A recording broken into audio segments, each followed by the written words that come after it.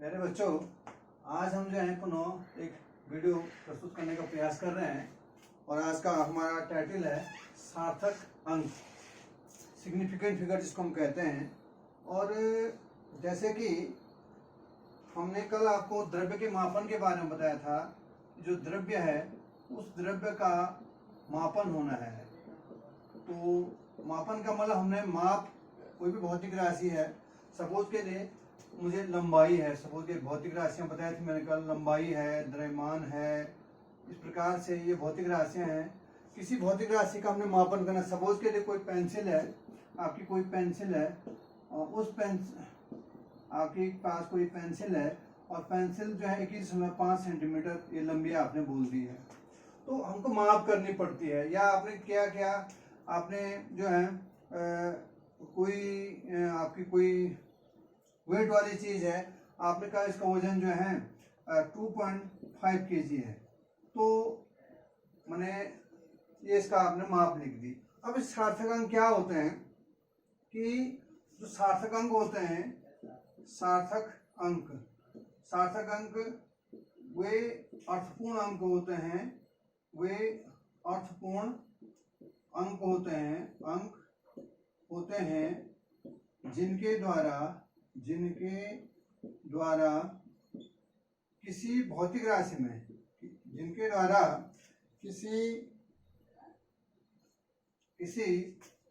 किसी भौतिक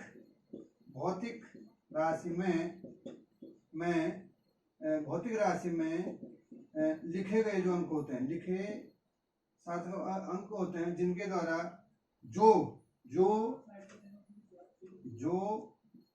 जो किसी भौतिक राशि में लिखे अंक होते हैं, ये सार्थक अंक हो गए। तो सार्थक अंक वे अर्थपूर्ण अंक होते हैं जो किसी भौतिक राशि में लिखे अंक होते हैं। सपोज के लिए जैसे मैंने लिखा, ये जो यहाँ पर एक पेंसिल की लंबाई है 21.5 सेंटीमीटर, तो यहाँ पर आपको सार्थक अंक के हिसाब से देखेंगे हम, तो यहाँ पर ये भौतिक राशि है जो ये कह रही है कि पेंसिल की लंबाई जो है 21.5 सेंटीमीटर है, माने 21 सेंटीमीटर और 21.5 सेंटीमीटर। अब यहाँ पर ये माप है, ये क्या कर रही है, ये कह रही है कि यहाँ पर जो 21.5 में ये दो तो क्लियर है, 21 सेंटीमीटर हो गया। अब 0.5 जो है यहाँ पर ये अनिश्चितता को शो कर रहा है, या निश्चित अंक है। तो ये कह सकते हैं यहाँ पर अनिश्चितता कितनी हो सकती है, यहाँ पर इस माप में 0.1 प्लस माइनस 0.1 की जो अनिश्चितता हो सकती है, क्योंकि दशमलव का डेसिमल का 1 प्लेस है, तो इसलिए मैंने 1 प्लेस लिखा। 0.1 कहने का मतलब ये माप जो है सही 21.4 भी हो सकती है या 21.6 भी हो सकती है। तो सार्थक अंक क्या होते हैं, कोई अर्थपूर्ण अंक हैं जो किसी भौतिक राशि में लिखे अंक होते हैं। तो सार्थक अंक हम यहाँ पे देखेंगे तो तीनों के तीन है, यहाँ पे 1 2 3, मतलब 2 भी है, 1 भी है और 5 भी, ये सार्थक अंक हो गए। अब यहाँ पे क्या होता है, जो अंतिम अंक होता है वो अनिश्चित अंक है। जैसे यहाँ पे 5 अनिश्चित अंक है, लेकिन हमको सार्थक अंकों को जब हम लिखेंगे तो हम उसको अनिश्चित अंक को भी हम सार्थक अंक मानेंगे। तो हम ये कह सकते हैं कि दूसरे शब्द में कह सकते हैं कि किसी भौतिक राशि में लिखे गए जो अंक हैं वे सभी क्या हैं, सार्थक अंक होते हैं। अब कोई भौतिक राशि का मापन हम कर रहे हैं, उसमें जो अंक लिखे होते हैं वे सार्थक अंक होते हैं। या दूसरे शब्द में ये भी कह सकते हैं कि सार्थक अंक वे अंक होते हैं जो किसी भौतिक राशि को, कोई भौतिक राशि है उसको निश्चित रूप से क्या करते हैं, व्यक्त करते हैं। माने वो निश्चित रूप से क्या कर रहे हैं, उसको व्यक्त कर रहे हैं, उसको हम क्या कहते हैं, सार्थक अंक कहते हैं। अब जो सार्थक अंक होते हैं, किसी माप में जो सार्थक अंक होते हैं, उन सार्थक अंकों को निकालने के कुछ नियम होते हैं। जैसे हम देखते हैं क्या नियम हो सकते हैं सार्थक अंक, सार्थक अंकों के नियम क्या है। पहला है सभी अशून्य अंक, सभी गैर शून्य अंक या अशून्य अंक। एक दो शब्द कह रहा हूं मैं, एक कह रहा हूं मैं गैर शून्य अंक या अशून्य अंक, सभी गैर शून्य अंक या अशून्य अंक जो है किसी माप में, ये क्या होते हैं, सभी के सभी क्या होता है, सार्थक अंक होता है। सपोज के लिए मैं लिखता हूँ 2542 लिखा मैंने सपोज के लिए, इसमें जो है 4 सार्थक अंक हो जाएंगे, 1 2 3 सबके सब सार्थक अंक है। तो कोई या 340 लिखा मैंने, तो इसमें 3 सार्थक अंक हैं। तो किसी या गैर शून्य की बात करूं मैं यहाँ पे, सब 341 लिखूं मैं, तो सभी गैर शून्य जो है, गैर शून्य अंक मतलब जो शून्य के अलावा है या शून्य अंक जो भी है वो सब क्या है, क्या होते हैं, आपके क्या होते हैं, सार्थक अंक होते हैं। अब कोई माप दशमलव के रूप में लिखी गई है, सपोज के लिए ऐसा लिखा गया है, कोई माप है 2.513 ये है, तो इसमें क्या हो जाएगा आपका 1 2 3 4 सार्थक अंक हो जाएंगे।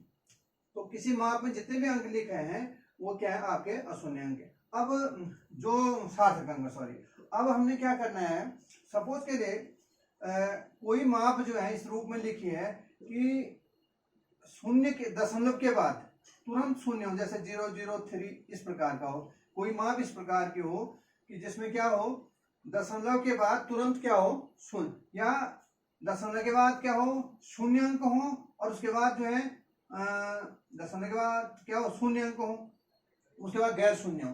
तो ऐसी कंडीशन है, दशमलव के बाद तुरंत जो 0 हो और फिर क्या हो, गैर शून्य अंक हो, तो उस कंडीशन में दशमलव के बाद के जो शून्य होते हैं उनको सार्थक अंक नहीं माना जाता है। तो इस कंडीशन में क्या हो जाएगा, या अशून्य अंक से पहले, अशून्य अंक से पहले शून्य हो और फिर दशमलव हो, तो उस कंडीशन में हम क्या करते हैं, इसमें केवल सार्थक अंक होगा 1, इन शून्य को नहीं गिनेंगे।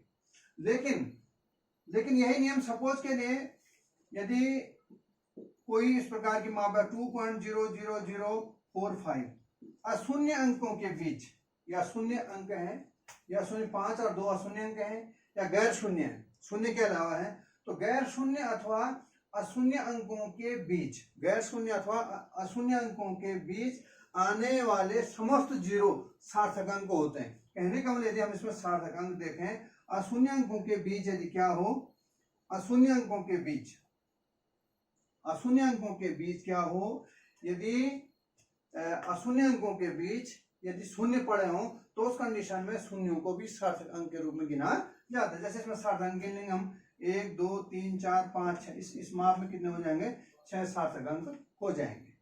तो ये तो था कि पहले तो जो क्लियर माप है उनमें तो सभी, लेकिन थोड़े यहाँ पे ध्यान रखना है, सपोज के लिए कि दशमलव के बाद तुरंत शून्य हो और फिर अशून्य अंक हो, तो दशमलव के बाद के तुरंत के शून्यों को हम सार्थक अंक के रूप में नहीं गिनते हैं, ये ध्यान देने की बात है।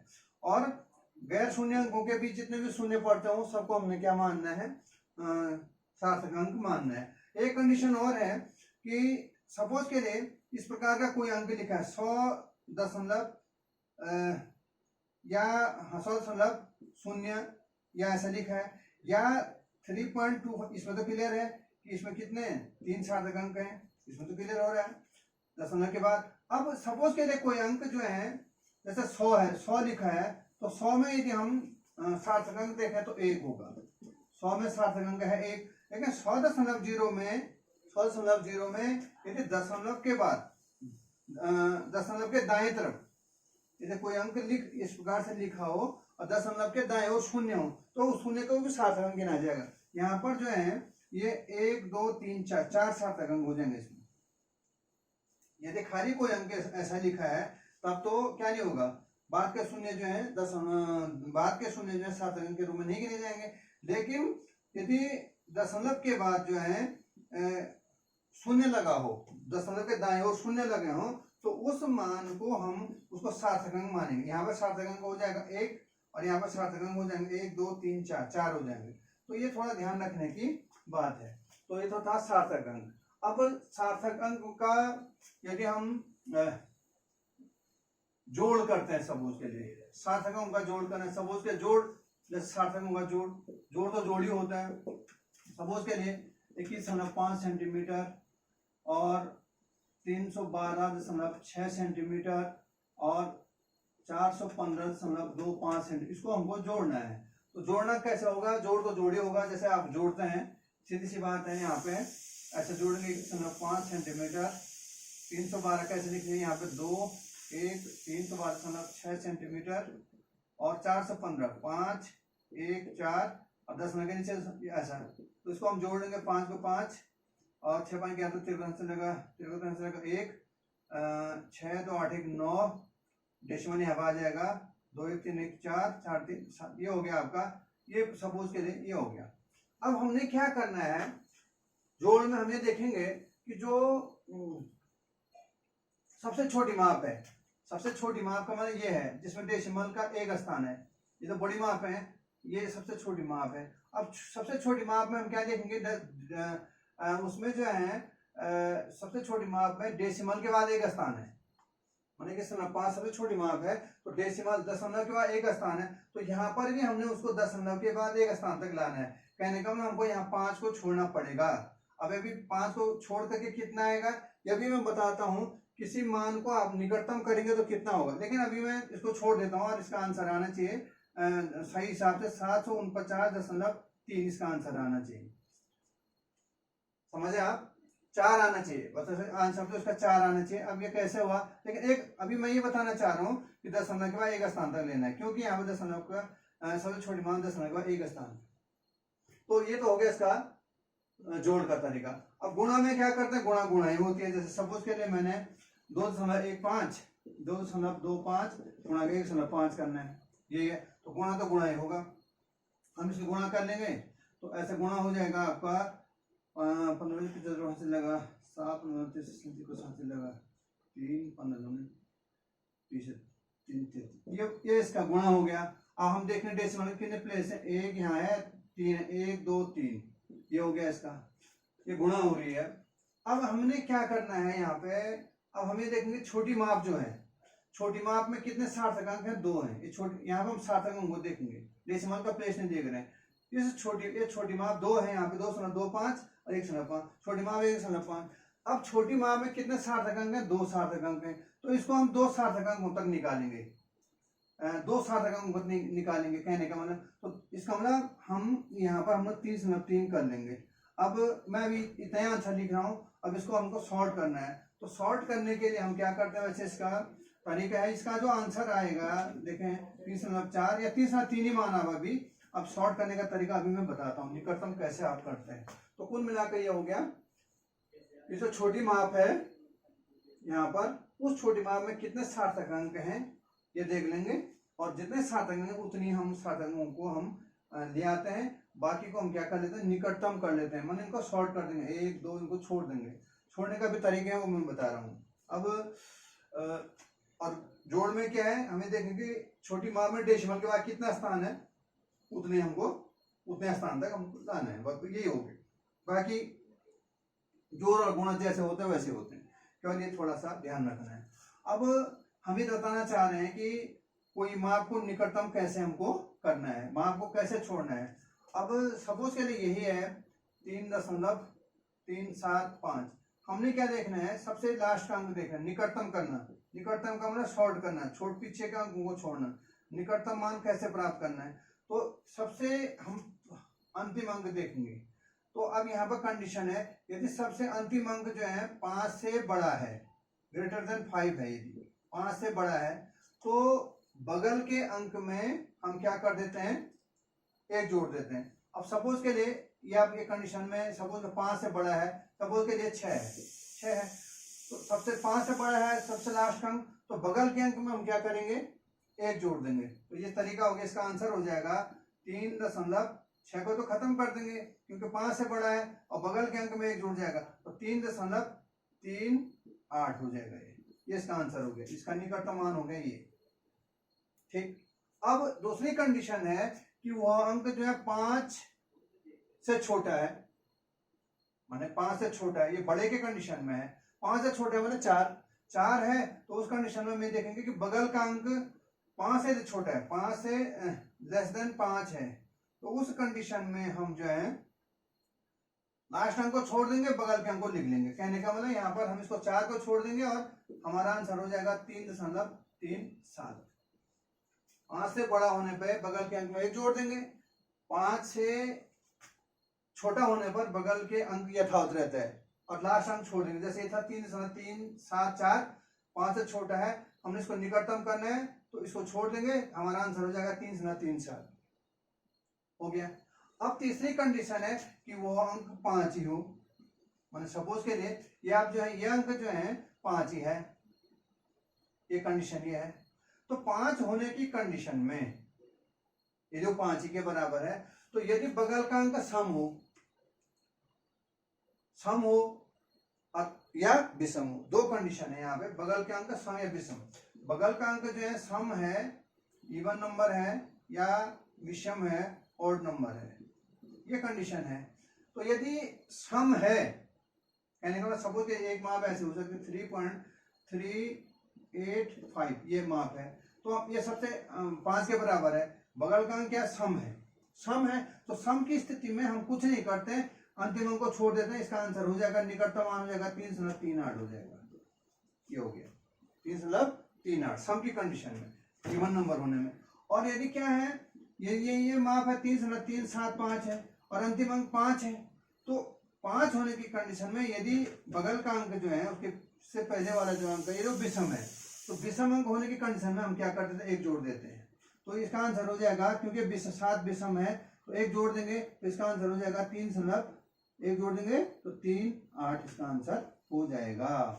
तो क्लियर कट है कि 5 से बड़ा होने पे बगल के अंक उससे पहले अंक में एक जोड़ देते हैं, 5 से छोटा होने पर लास्ट अंक छोड़ देते हैं, बगल का अंक वही बना रहता है। और 5 होने की स्थिति में यदि बगल का अंक सम है तो उसको उतना ही लिख देते हैं, और यदि विषम है तो उसमें एक जोड़ देते हैं। तो ये थे इसके किसी मान को निकटतम करने के कुछ रूल थे, कुछ नियम थे।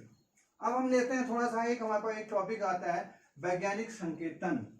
वैज्ञानिक संकेतन,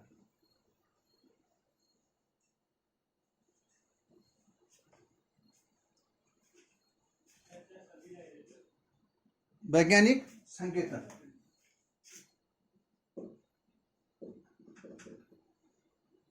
वैज्ञानिक संकेतन, साइंटिफिक नोटेशन जिसको हम कहते हैं, साइंटिफिक नोटेशन। ये साइंटिफिक नोटेशन क्या होता है, देखिए कुछ बड़ी मापें होती हैं और उन बड़ी मापों को यदि सपोज करें मैं ऐसा लिखता हूं, ये है, तो इसको माप को लिखने में पढ़ने में असुविधा भी होगी, हमको करना पड़ेगा 1 2 सैकड़ा 1000 10,000 लाख 10 लाख, तो 6 लाख ऐसा बोलना पड़ेगा। या ये माप क्या कर रही है कि ज्यादा स्पेस ले रही है, वैज्ञानिक रूप से ये क्या गलत, वैसे तो सही है लेकिन वैज्ञानिक रूप से ये क्या गलत है। तो वैज्ञानिक नोटेशन में हम क्या करते हैं, कोई भी मान है या किसी भी भौतिक राशि का जो परिमाण है, कोई भी परिमाण है या मान है, परिमाण भौतिक राशि कोई परिमाण है, उस मान को 10 की घात के रूप में लिखा जाए। किसी भौतिक राशि के मान को यदि हम क्या लिखें, 10 की घात के निकटतम 10 की घात के रूप में लिखें, तो उस प्राप्त 10 की घात में लिखे मान को हम क्या कहते हैं, क्या कहते हैं, वैज्ञानिक संकेतन कहते हैं। सपोज जैसे 1000 है, ऐसे लिख रहे हैं, तो 1000 को हम ऐसा भी लिख सकते हैं, क्या लिख सकते हैं, 1 × 10⁻³ भी लिख सकते हैं, ऐसा भी लिख सकते हैं। या 100 है, सपोज के लिए 100 को आकर 10⁻² लिखा, या 1 × 10⁻² लिख दिया, और आसान है। या इसके लिए लिख दिया, कितने सुने, 1 2 3 4 5, इसके लिए हम 6 गुना 10⁵5, तो ये वैज्ञानिक संकेतन हो गया। मतलब किसी भी मान को 10 की घात के रूप में लिखें तो ऐसा प्राप्त मान क्या कहलाता है, वैज्ञानिक संकेतन कहलाता है। अब कोई भी मान है, ऐसे लिखा है कोई, तब तो हमने उसको जैसे यही लिखा था, हमने इसको ऐसा लिखना है तब सही होगा, वैसे तो ये भी सही है लेकिन वैज्ञानिक दृष्टिकोण से क्या नहीं है, ये सही नहीं है। और इस रूप में लिखा है तब भी हमने उसको घातों के रूप में लिखा। अब कोई मान इस प्रकार का भी हो सकता है, सपोज के लिए इस प्रकार का कोई मान है जैसे 0.3145, ये इस प्रकार का मान है, वैज्ञानिक दृष्टिकोण से गलत है क्योंकि यह 10 की घात के रूप में नहीं लिखा गया, तो मैं इसको 10 घात के रूप में लिख सकता हूँ। इसको मैं लिख सकता हूँ या 314 ही लिखो, सपोज के लिए 314 ही लिखो, ये डेसिमल है, तो मैं इसको ऐसा भी लिख सकता हूँ 314 अपॉन डेसिमल के प्लेस है 1 2 3, तो इसको मैं लिख सकता हूँ 1000, ऐसा लिख सकता हूँ मैं इस मान को। यदि मैं इसको 1000 का भाग दूंगा इसमें, तो डेसिमल प्लेस यहाँ से यहाँ आ जाएगा 3 स्थान, क्योंकि 10 से भाग देने पर डेसिमल 1 स्थान, 100 से भाग देने पर डेसिमल 2 स्थान, और 1000 से डेसिमल भाग देंगे तो 3 स्थान बाएं ओर आ जाएगा। तो मैंने इस मान के बराबर ये मान, और मैं इसको ऐसे भी लिख सकता हूँ 314 गुणा गया 10 की घात, मैंने हम इसको ऐसे, मैं इसको ऐसा भी लिख सकता हूँ बराबर समझने के लिए, और बढ़ा रहा हूँ मैं इसको 314 बटे 10 की घात 3 ऐसे भी लिख सकता हूँ इसको, या मैं इसको ऐसे भी लिख सकता हूँ 314। अब मैं इसको ऊपर गुणा कर रहा हूँ तो 10 टू द पावर -3 लिखूंगा मैं, ये हो गई। अब ठीक हो गया, 10 की घात के रूप में मान तो आ गया, लेकिन अब भी ये वैज्ञानिक रूप से गलत है। इसको हमको क्या करना है, हमने √10 होता है, √10 का मान होता है 3.16 कहने का मतलब किसी मान को हमको 3.16 के रूप में लाना है, √10 के रूप में लाना है। अब यहाँ पे क्या है, 10 की घात के रूप में तो आ गया, ठीक है, लेकिन जो ये मान है ये 3.16 के रूप में नहीं है, क्योंकि 314 में जो डेसिमल है हम उसको ऐसे भी लिख सकते हैं, ऐसे। तो यहाँ पर क्या है, ये हमने इस मान को 3.16 के रूप में लिखना है। 3.16 के रूप में तभी लिखा जाएगा जब डेसिमल प्लेस कहाँ आ जाएगा, 2 स्थान बाएं ओर आ जाएगा, माने इसी रूप में लिखना है। तो मुझे ये लिखना चाहिए 3.14 ऐसा लिखना चाहिए, तब सही होगा। तो हमने इसको अब क्या करना है, हम अपने मन से थोड़ी लिख देंगे, हमको क्या करना है, यहाँ पर डेसिमल, आपको सबको जहाँ पर कोई अंक खत्म हो रहा है वहां डेसिमल है, इस डेसिमल को यहाँ खिसकाने के लिए क्या करना पड़ेगा, डेसिमल को 2 स्थान बाईं ओर वो करने के लिए 100 से हम भाग देंगे। तो ठीक है, मैं इसको ऐसे लिख सकता हूँ समझने के लिए, 314 बटे 100 कर दिया मैंने, लेकिन यदि हम भाग देंगे तो क्या हो जाएगा, अंक में परिवर्तन हो जाएगा। यदि हम 100 से गुणा भी कर देते हैं, कहने का मतलब हमने क्या किया, भाग तो दे दिया और 100 से गुणा भी कर दिया। क्यों? क्योंकि हमने 100 बटे 100 से हमने इसको गुणा किया। 100 बटे 100 का मतलब 1 से किसी अंक को हम क्या करेंगे, यदि गुणा करेंगे तो कोई फर्क नहीं पड़ेगा, हमने भाग तो दिया, उतने से गुणा भी कर देंगे, ये हो गया। और गुणा गया 10 की घात -3, ये है ही अपना आप में। तो मैं इसको ऐसे लिखूंगा, अब ये 100 से जो भाग देगा ये डेसिमल को 2 स्थान बाएं ओर खिसका देगा, तो इसका आंसर होगा 3.14। 100 ने अपना काम कर दिया, डेसिमल खिसका दिया, गुणा गया जो ऊपर का जो हमने बाद में लिया था 10 to the power 2 into 10 to the power -3, ये हो गया। तो अब क्या हो जाएगा, ये हो गया 3.14 इंटू 10 घात 3 में से 10 घात +2 हो रही, तो 10 टू द पावर -1, ये है इसका सही आंसर। माने ये भी है, लेकिन ये उतना सही नहीं है जितना कि वैज्ञानिक रूप से ये होना चाहिए इसका आंसर। तो ये इसका आंसर क्या है, करेक्ट हो गया। तो ऐसा आप कर सकते हैं। सपोज के लिए और अंक है, जैसे सपोज के लिए 0.0215, इसको लिखना है हमको, तो क्या करेंगे हम, 215 बटे 1 2 3 4 10 टू द पावर 4 हो गया, ये हो गया, तो बराबर हो जाएगा 215 गुणा 10 की घात -4, करेक्ट, ठीक हो गया। अब हमने क्या करना, डेसिमल, अब ये डेसिमल यहाँ पर है, 3.16 के रूप में लाने के लिए यहाँ इसको खिसकाना पड़ेगा, तो 100 से भाग दे देंगे, तो 100 से भाग देंगे तो 2.15 हो जाएगा, और 100 से गुणा भी कर देंगे, कहने का मतलब गुणा 10 की घात 2 गुणा वाला, और गुणा गया 10 घात -4 पहले से है, तो बराबर हो जाएगा 2.15 इंटू 10 घात 4 में से 2 गए 10 घात -2। तो इस प्रकार से हम क्या करते हैं, ये वैज्ञानिक नोटेशन होते हैं, ये हमको लिखना पड़ता है। तो इस प्रकार से ये तो थे डेसिमल वाले प्लेस और जीरो वाले। अब सपोज के लिए कोई और मान है, सपोज के लिए माना, सपोज के लिए यही है, ये है मान, सपोज के 25 से 14, इसी को वैज्ञानिक संकेतन के रूप में लिखना है। अब हमको ध्यान रखना पड़ेगा, ये मान किसकी शून्य तो है नहीं, लेकिन डेसिमल यहाँ पे खत्म हो रहा है। अब ये साइंटिफिक रूप से 10 घात रूप में कैसे आएगा, हमको डेसिमल इसको यहाँ लाना पड़ेगा, तो डेसिमल यहाँ लाने के लिए, यहाँ से यहाँ लाने के लिए हमको क्या करना पड़ेगा, इसको 1000 से क्या करना पड़ेगा, 3 प्लेस, 1 2 3 प्लेस 1000 से भाग देना पड़ेगा। तो मैं और लेकिन 1000 से क्या करना पड़ेगा, गुणा भी करना पड़ेगा। तो इसके लिए हो जाएगा आपका, इस मान को लिखें यदि हम 2.514, मैंने जो 1000 ने भाग दे दिया और गुणा आ गया 10 की घात 3 गुणा वाला, मैंने ऐसे लिखा इसको 2514 बराबर हम लिखेंगे 2514 बटे 1000 और गुणा आ गया 1000, 1000 बटे 1000 माने 1, हमने कुछ नहीं किया। तो इसने तो दशमलव के 3 स्थान खिसका दिए, 1 यहाँ था 1 2 3, ये डेसिमल यहाँ आ जाएगा, यही है। और हम इसको ऐसे लिखेंगे 2.514 इंटू 10 टू द पावर 3, ये हो गया। तो ये हो गया इसका, इसमें डेसिमल किसका आ गया, ये वही रहा। तो वैज्ञानिक रूप से हम जो पॉजिटिव वैल्यूज हैं उनको भी हम वैज्ञानिक रूप में लिख सकते हैं, लेकिन ध्यान रखना है कि डेसिमल वहां तक खिसकाना है हमको 3.16 के रूप में, मतलब 3.16 में क्या है, दशमलव से पहले एक अंक है बस। तो ऐसे ही हमको यहाँ पे लाना, दशमलव से पहले एक अंक। तो ये तो था वैज्ञानिक संकेतन के बारे में। और वैज्ञानिक संकेतन का क्या फायदा होता है, एक तो मान को पढ़ने में सुविधा होती है, और हमारा जो प्लेस माने जो ज़्यादा स्थान लेता है, बड़ी बड़ी, जैसे एवोगाड्रो नंबर है, इतना कौन लिख पाएगा, 6.022 गुणा का 10⁻23, ये एवोगाड्रो नंबर है, अभी बताएंगे हम आपको बाद में। एवोगाड्रो नंबर या अवोगाद्रो संख्या, तो इसका मतलब यदि हम यहाँ पे इसके इस मान के पीछे 23 शून्य लगेंगे तो कितना बड़ा मान हो जाएगा। तो इसलिए इन मानों को हम क्या करते हैं, इतना बड़ा ना लिख करके 10 की घात के रूप में इन मानों को लिख लेते हैं। इन्हीं प्राप्त 10 की घात के रूप में लिखे मान ही क्या कहलाते हैं, वैज्ञानिक संकेतन कहलाते हैं। तो मुझे लग रहा है कि अभी जो है वीडियो जो है बड़ी हो जा रही है, इसलिए मैं इसको यहीं पर जो है इस टॉपिक को इंड कर रहा हूँ। और मुझे विश्वास है कि आपकी समझ में आएगा और कोशिश करेंगे। तो ये भी इंड कर रहा हूँ। Thank you.